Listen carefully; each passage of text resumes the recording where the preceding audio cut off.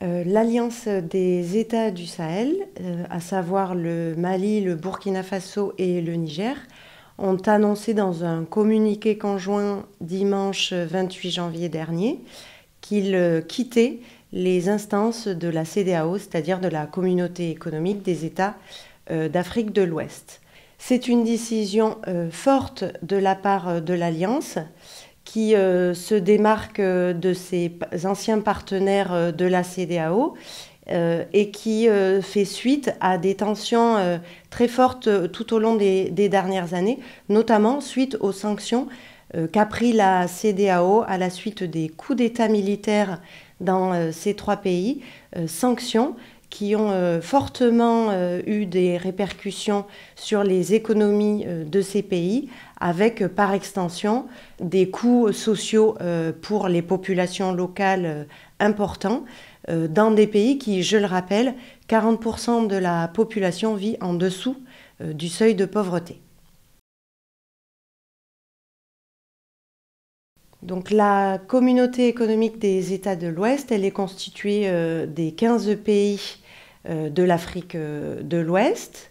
Initialement, elle a pour mandat un mandat économique qui, au fil des ans, est allé vers une intervention plus politique, voire sécuritaire. Mais initialement, c'est un accord qui prévoit une zone de libre-échange en 1975 avec la mise en place de la levée des droits de douane et des barrières tarifaires et qui s'est de plus en plus intégré au fil des années vers l'application du tarif extérieur commun en 2015 et de la libre circulation des personnes et des travailleurs avec le passeport CEDEAO.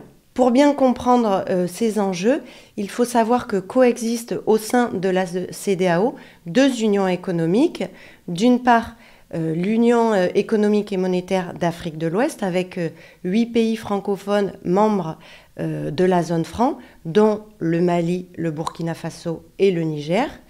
Et d'autre part, la zone monétaire ouest africaine avec les 5 pays anglophones et la Guinée, auquel on rajoute le Cap-Vert. Et donc, l'annonce qui a été faite dimanche dernier est une annonce qui concerne la CEDEAO, mais pour l'instant, aucune annonce n'a été faite en ce qui concerne l'appartenance de ces pays à l'UEMOA ou à la zone franc.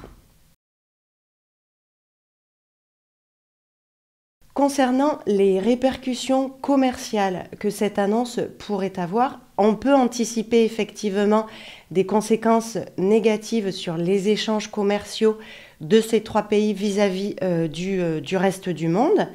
On peut anticiper une baisse des recettes issues des exportations associées à un renchérissement des coûts des importations suite à la perte de ces avantages tarifaires de l'union douanière de la CEDEAO. Je nuancerai tout de même ces répercussions pour deux raisons. Premièrement, les échanges qu'ont ces pays à l'intérieur de la CEDEAO restent assez minoritaires puisque moins de 15% des échanges se font à l'intérieur de la zone.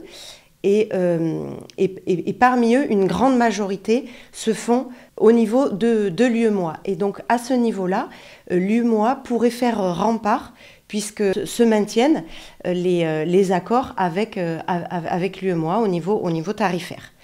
Deuxième raison pour laquelle je nuancerai ces répercussions commerciales, c'est qu'une forte proportion, en tout cas, des flux qui transitent au niveau transfrontalier dans ces pays sont des flux informels, voire illicites, et donc ils ne sont pas soumis à ces tarifs. Donc concernant les répercussions vis-à-vis du reste du monde, on peut se poser la question de savoir si ces pays vont être d'autant plus enclavés au niveau de leurs échanges commerciaux, mais là encore, l'UEMOA peut servir de canal de substitution avec, par exemple, l'utilisation des ports de Dakar, d'Abidjan, de Cotonou ou de Lomé, pour les échanges avec les pays étrangers. Donc en filigrane de cette question se pose la question du positionnement des pays de l'UEMOA vis-à-vis de cette décision de l'Alliance des États du Sahel, et donc à ces considérations économiques s'ajoutent vraiment des questions d'ordre beaucoup plus politique.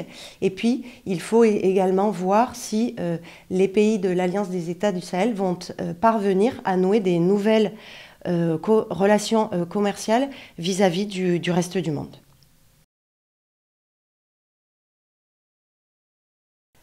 Donc sur les questions monétaires, cela fait plus de 30 ans aujourd'hui que la CEDEAO se pose la question de la monnaie commune. On assiste effectivement en Afrique de l'Ouest à des mouvements de contestation vis-à-vis du franc CFA, et là effectivement on peut faire l'hypothèse que ces trois pays vont avoir un souhait de se retirer de ces dispositifs, ce qui nécessiterait un plan de souveraineté important avec la création éventuellement d'une monnaie nationale dans les pays ou d'une monnaie commune. Cela nécessiterait une banque centrale souveraine qui serait à même donc de créer la nouvelle monnaie et qui se porterait garant du système bancaire et financier au niveau de ces trois pays. Il faut savoir sur cette question que créer une nouvelle monnaie est une chose. En revanche, maintenir sa valeur dans le temps, c'en est une autre. Et à ce niveau-là, les économistes ont largement étudié cette question et on sait que dès lors qu'on veut asseoir une souveraineté monétaire dans un pays ou dans une région, il y a deux facteurs importants qui sont premièrement la crédibilité des institutions. Effectivement, si les institutions nationales ne sont pas crédibles, alors les agents économiques n'auront pas confiance à la monnaie et se reporteront vers des monnaies dont ils ont l'habitude, de type le franc CFA ou l'euro ou bien encore le dollar. Le deuxième facteur, c'est les réserves de change. Pour asseoir effectivement une stabilité monétaire, on a besoin d'avoir des devises internationales. Et donc se pose la question au niveau monétaire de la surprise, si vous voulez, que de cette décision qui peut apparaître effectivement surprenante puisqu'elles avaient là l'occasion et une alternative intéressante au franc CFA avec la création de la monnaie commune au sein de la CEDEAO, et par cette décision, il s'en éloigne.